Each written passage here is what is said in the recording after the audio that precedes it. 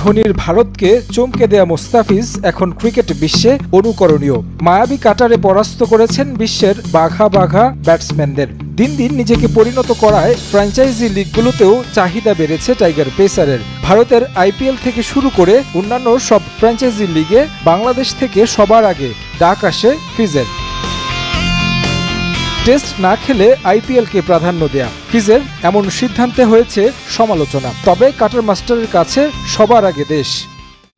দেশের হয়ে খেলা একটা গৌরবের বিষয়। আমি দেশের হয়ে খেলতেই উপভোগ করি। টি-20 ফরম্যাটে অনেক বেশি প্রেসার, তাই এই ফরম্যাট খেলতে আমার বেশি ভালো লাগে। প্রেসার নিতে বেশি উপভোগ করি।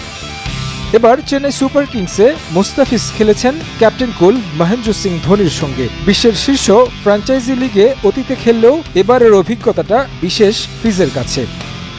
ক্যারিয়ারের শুরুতে রান আপের একটা সমস্যা হতো। বোলিং করলে ওভার স্ট্যাম্প